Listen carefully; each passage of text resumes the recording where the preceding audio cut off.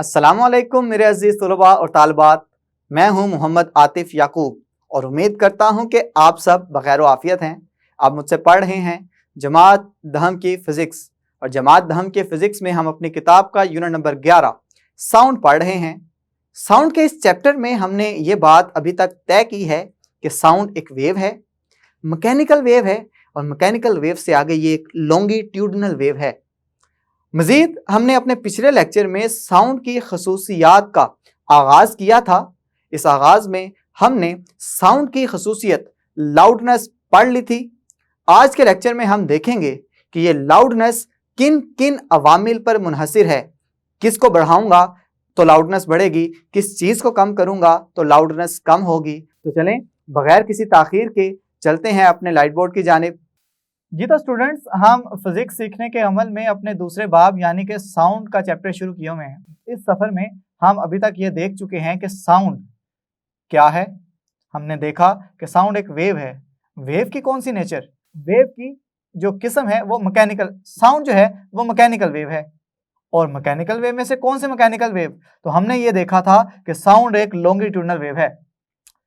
हमने साथ ही साथ साउंड की कुछ ना कुछ खसूसियात शुरू की थी, और उसमें से जो पहली उसकी खासियत यानी कि लाउडनेस वो हम जिक्र कर चुके थे। इससे पहले कि हम मजीद अगली खसूसियात देखें, मैं पहले आपके साथ वो सवालात जो कि मैंने आपसे पिछले लेक्चर के आखिर में पूछे थे उनके जवाबात दूंगा ताकि आपको मजीद अंडरस्टैंडिंग हो जाए। सवाल मेरा ये था कि जिन आलों के मैंने नाम दिए थे उन में क्या ऐसी चीज वाइब्रेट करती है कि जिसकी वजह से आपको आवाज सुनाई देती है। स्टूडेंट, पहला मैंने आपको कहा था स्कूल में बजने वाली घंटी। तो स्कूल में बजने वाली घंटी स्टूडेंट्स आपने सबने देखी होगी। वो दो हिस्सों पे मुश्तमिल होती है। लोहे का एक गोल सा तवा टाइप कोई डोम होता है, और जिसके साथ वो डोम को हिट किया जाता है वो लकड़ी की या लोहे की ही हथौड़ी होती है। तो जैसे ही वो लकड़ी या लोहे की हथौड़ी उस डोम यानी गुंबद नुमा धात को हिट करती है, उसके पार्टिकल्स यानी कि जर्रात वाइब्रेट करना शुरू हो जाते हैं, और उसी वाइब्रेशन से साउंड प्रोड्यूस होती है। दूसरा मैंने आपसे ये पूछा था कि जो पियानो है, पियानो में आवाज किस तरह पैदा होती है। तो स्टूडेंट्स, आपने पियानो तो देखी होगी, टीवीज के अंदर किसी शो के अंदर पियानो बजती हुई आपने जरूर सुनी होगी। आपने देखा होगा कि जब भी पियानो बजाने वाला पियानो बजाने लगता है तो वो पियानो के ऊपर लगे हुए ढक्कन को थोड़ा सा उठा देता है। अब जैसे ही वो ढक्कन को उठाता है तो उस ढक्कन के अंदर बारीक बारीक सी तारें होती हैं। अब जैसे ही पियानो के लगे कीबोर्ड पे वो कोई की प्रेस करता है, कोई बटन दबाता है, तो वो बटन ढक्कन के अंदर उन तारों के साथ कनेक्ट होता है। जैसे ही वो कोई खास बटन दबाएगा तो ढक्कन के अंदर लगी हुई एक खास तार वाइब्रेट करना शुरू हो जाएगी, और उसकी वाइब्रेशन से एक बहुत सुरीली, महजूज कुन और मजेदार आवाज आपको सुनने को मिलेगी। अगला जो इंस्ट्रूमेंट मैंने पूछा था आपसे वो था वायलिन, जो कि बिल्कुल गिटार की तरह नजर आता है। एक बेहतरीन वायलिन बजाने वाला उस वायलिन की तारों को इतनी महारत के साथ वाइब्रेट करवाता है कि उससे बड़ी महजूज कुन आवाज पैदा होती है। तो हम देख चुके कि घंटी के अंदर जो गुंबद नुमा धात होती है उसके जर्रात वाइब्रेट करते हैं, पियानो के अंदर कोई तार वाइब्रेट करती है, और वायलिन के अंदर भी एक खास तार वाइब्रेट करेगी जिससे आवाज पैदा होती है। अब स्टूडेंट, अगला जो सवाल मैं पूछने जा रहा हूं और इसका जो जवाब बताऊंगा वो बड़ा हैरान कुन होगा आपके लिए। मैंने ये सवाल पूछा था कि बांसुरी में क्या चीज ऐसी वाइब्रेट करती है कि जिसकी वजह से आवाज पैदा होती है। एक बांसुरी बजाने वाला एक खास छोटे सुराख से अपने मुंह के अंदर से एक खास किस्म की हवा अंदर दाखिल करता है, और सुनने वाले शख्स को वो आवाज बड़ी सुरीली, बड़ी कानों को भली लगने वाली आवाज महसूस होती है। अब जो जवाब मैं बताने लगा हूं वो उससे आप बड़ा हैरान होंगे। जी स्टूडेंट्स, बांसुरी के अंदर हवा खुद वाइब्रेट करती है। देखा ना, बड़ा हैरान कुन जवाब है कि हवा के वाइब्रेट करने से ही आपको आवाज सुनाई देगी। लेकिन सारे का सारा कमाल बांसुरी की शेप का होता है। बांसुरी की शेप के अंदर एक खास किस्म की हवा फील हो जाती है, और जैसे ही बांसुरी बजाने वाला अपनी उंगलियों की महारत से और अपने मुंह से फूंकी जाने वाली हवा से इस इतनी महारत से वो काम करता है कि आपको वो आवाज बड़ी भली और सुरीली महसूस होती है। तो हमने ये देखा कि हर चीज में किसी ना किसी चीज की वाइब्रेशन की वजह से आवाज पैदा होती है। अब मजीद आपके लिए एक सवाल छोड़ रहा हूं, इंशाल्लाह इस सवाल का जवाब मैं इस लेक्चर के एंड पे दूंगा। सवाल यह है कि अगर फर्ज करें आप और आपका दोस्त चांद पे चले जाएं और आप अपने दोस्त से चांद पे कोई गुफ्तगू शुनीद करना चाहें, बात कर रहे हैं, तो क्या आपका दोस्त आपकी आवाज सुन सकता है? इस सवाल के जवाब के लिए आपने इंतजार करना है आज लेक्चर के खत्म होने का। तो अब बढ़ते हैं उस असल मौजू की जानिब जो कि हमने शुरू किया हुआ है। हमने अपना मौजू शुरू किया हुआ है कि साउंड की खसूसियात कौन कौन सी हैं। उसमें साउंड की पहली खासियत लाउडनेस के बारे में हम पढ़ चुके थे। लाउडनेस में हमने ये पढ़ा था कि लाउडनेस आवाज की वो खासियत है जिसकी मदद से हम ऊंची और मध्यम आवाजों में फर्क महसूस कर सकें। अब लाउडनेस का इन्हिसार मुख्तलिफ किस्म के अवामिल पर होता है, उन अवामिल को आज डिस्कस करेंगे। तो सबसे पहला वो फैक्टर जिस पे साउंड की लाउडनेस मुनहसिर होती है स्टूडेंट, वो है वाइब्रेटिंग जिस्म का एम्पलीट्यूड।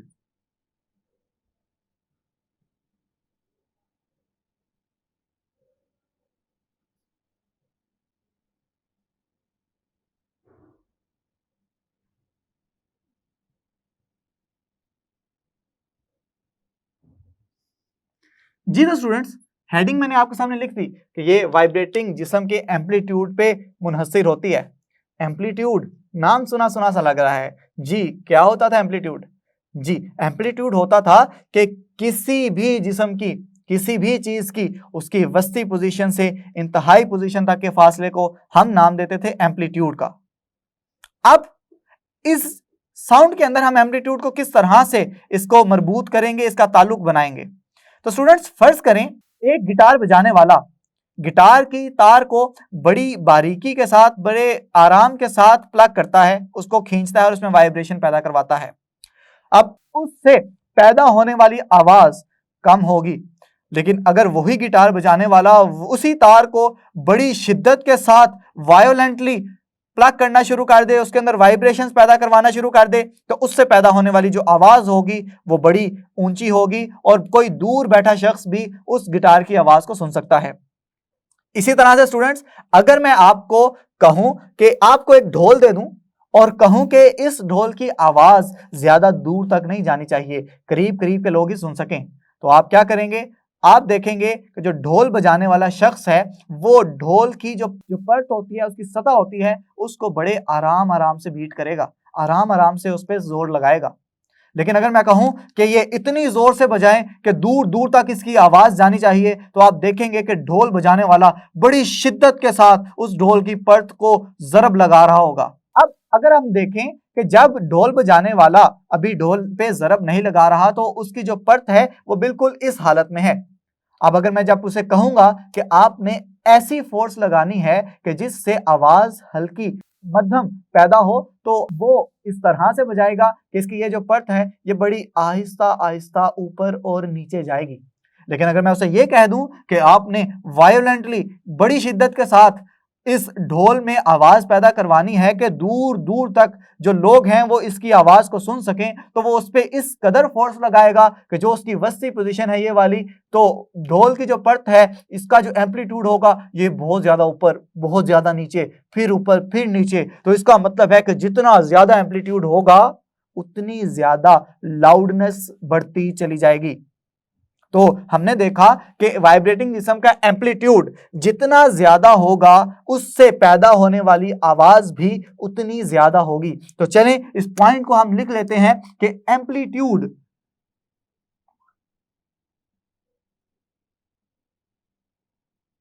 ये डायरेक्टली प्रोपोर्शनल है लाउडनेस के। बड़े आसान तरीके से मैंने ये ताल्लुक बना लिया कि अब इस ताल्लुक से आप दोनों चीजें बयान कर सकते हैं कि अगर एम्पलीट्यूड ज्यादा होगा तो लाउडनेस ज्यादा होगी, और अगर एम्पलीट्यूड कम होगा तो लाउडनेस भी कम होगी, आवाज भी आपको मध्यम सुनाई देगी। एक फैक्टर जिस पे लाउडनेस डिपेंड करती है, जिस पे लाउडनेस मुनहसिर है, वो हम पढ़ चुके। अगले उस फैक्टर की जानिब जिस पे लाउडनेस डिपेंड करती है। तो स्टूडेंट्स, अगला जो फैक्टर है वो है वाइब्रेटिंग जिस्म का एरिया।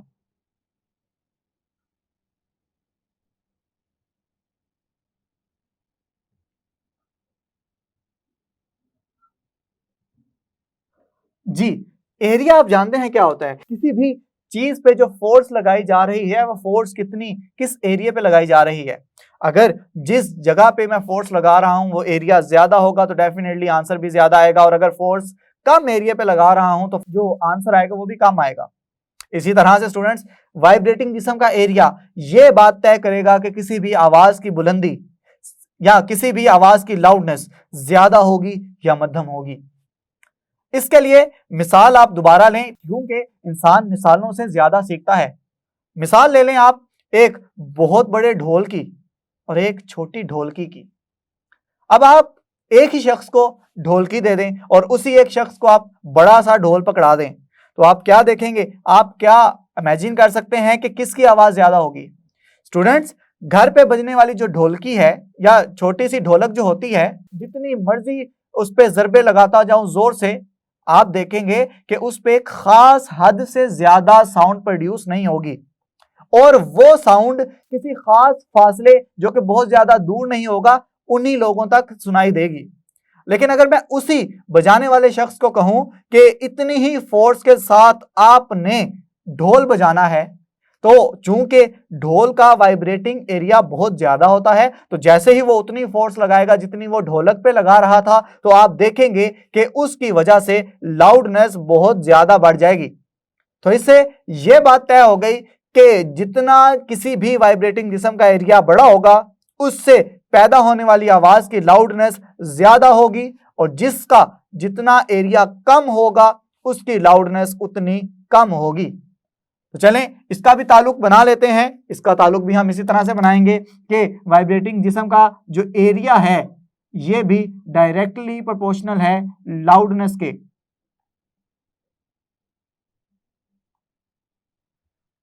तो चलें, दो रिलेशन हम पढ़ चुके हैं, दो ताल्लुक हमने बना लिए और दो अवामिल हमने ऐसे देख लिए जिस पर आवाज की लाउडनेस मुनहसिर होती है।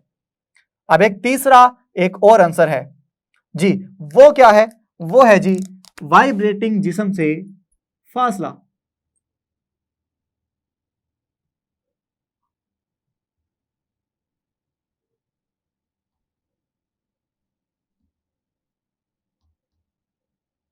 वाइब्रेटिंग जिस्म से फासले से मुराद ये है कि जिस जिस्म से साउंड प्रोड्यूस हो रहा है वो सुनने वाले बंदे से या सुनने वाले शख्स से कितने फासले पर है। फर्ज करें कि यहां पे एक शख्स जो कि जिसको मैंने नाम दिया है ए का, वो ढोल बजा रहा है, और दूसरा शख्स बी उसके बिल्कुल पास खड़ा है। अब जैसे जैसे वो ढोल बजाने वाला ढोल बजाता जाएगा, आवाज की जो लाउडनेस है वो बढ़ती चली जाएगी, और इतनी लाउडनेस बढ़ जाएगी कि वो पास खड़ा शख्स किसी दूसरे शख्स की आवाज नहीं सुन सकता।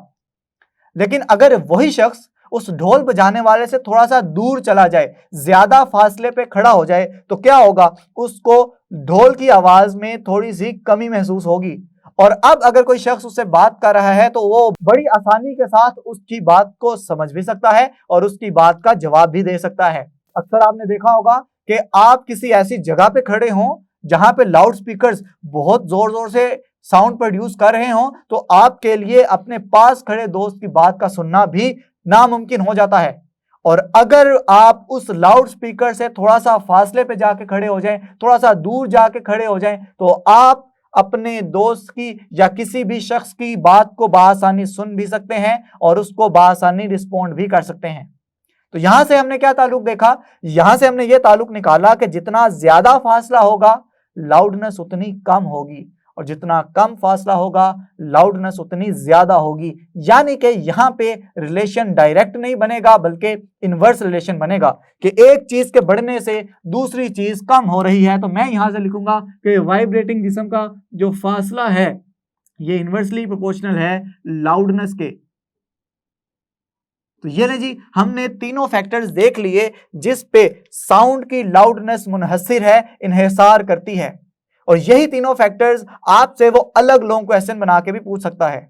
मैंने पिछले लेक्चर में बताया था कि साउंड की खसूसियात बहुत अहम सवाल है इस चैप्टर का।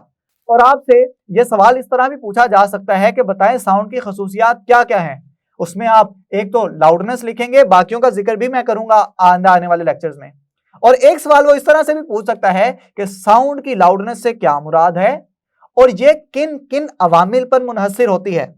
तो आपने इस लॉन्ग क्वेश्चन को दोनों तरीकों से तैयार करना है कि किसी भी तरीके से अगर आपसे पूछ लिया जाए तो आप जवाब देने के काबिल हो जाएं। अब चलते हैं अपने उस सवाल की जानिब जो कि मैंने लेक्चर के आगाज में पूछा था। लेक्चर के आगाज में मैंने आपसे यह सवाल पूछा था कि अगर फर्ज करें आप और आपका दोस्त दोनों चांद पे चले गए हैं, तो चांद पे अगर आपका दोस्त आपसे कोई बात कह रहा है तो क्या आपको उसकी आवाज सुनाई देगी? स्टूडेंट्स, क्या कहते हैं आप लोग? क्या आप उसकी आवाज सुन सकते हैं? अगर आपको याद हो तो मैंने इसका जिक्र पिछले लेक्चर्स में भी किया हुआ है। जी हां, आप उसकी आवाज नहीं सुन सकेंगे। क्यों नहीं सुन सकेंगे? क्योंकि हम ये बात तय कर चुके हैं कि साउंड एक मैकेनिकल वेव है। और मैकेनिकल वेव स्टूडेंट्स क्या होती है? मैकेनिकल वेव ऐसी वेव होती है कि जिसको एक जगह से दूसरी जगह पर मुंतकिल होने के लिए किसी ना किसी वास्ते या मीडियम की जरूरत होती है। अब खला पे कोई मीडियम या वास्ता है? जी नहीं, खला में कोई मीडियम या वास्ता नहीं है जिसकी वजह से साउंड एक जगह से दूसरी जगह ट्रेवल कर सके। और यहां पे एक और बात याद रखें कि साउंड को एक जगह से दूसरी जगह मुंतकिल होने के लिए जिस मीडियम की जरूरत होती है उसका नाम है हवा। जहां पे हवा होगी वहां पे आप एक जगह से दूसरी जगह साउंड पहुंचा सकते हैं, अपनी आवाज पहुंचा सकते हैं। जहां पे हवा नहीं होगी वहां पे आप अपनी आवाज एक जगह से दूसरी जगह पहुंचाने के काबिल नहीं होंगे। तो इसका मतलब यह हुआ कि जब आप और आपका दोस्त चांद पे चले गए और आपका दोस्त आपसे कोई बात कर रहा है तो आपको सिर्फ उसके होंठ हिलते हुए नजर आएंगे, लेकिन उसकी आवाज नहीं सुन सकेंगे आप। वजह यह है कि खला में कोई हवा मौजूद नहीं होती, और अगर हवा मौजूद नहीं है तो इसका मतलब है कि साउंड को एक जगह से दूसरी जगह मुंतकिल होने के लिए जो मीडियम दरकार है वो मीडियम ही गैर हाजिर है। तो अब एक और ऐसा आंसर है कि जिस पे साउंड की लाउडनेस मुनहसिर होती है, उसको नाम दिया जाता है कान की हसासियत। आपने अक्सर ये देखा होगा कि जो बुज़ुर्ग होते हैं उन्हें नॉर्मल आवाज़ भी सुनाई नहीं देती, उनको आवाज़ सुनने के लिए बहुत ज़्यादा लाउड आवाज़ का सहारा लेना पड़ता है। तो इसका मतलब ये हो गया कि एक आवाज़ किसी कान के लिए नॉर्मल हो सकती है और वही आवाज़ किसी दूसरे कान के लिए बहुत ज़्यादा लाउड हो सकती है। तो हम ये कह सकते हैं कि अगर तो वो कान नॉर्मल हालत में है तो उसके लिए आवाज़ लाउड होगी, और अगर कान ख़राब है यानी कि कान की हसासियत इतनी ज़्यादा नहीं है तो हम ये कह सकते हैं कि इसको वो आवाज़ या तो सुनाई ही नहीं देगी या उसकी लाउडनेस बहुत ही कम होगी। तो इसको हम इस तरह से लिखेंगे कि लाउडनेस सुनने वाले शख्स के कान की सेहत पर भी मुनहसिर होती है।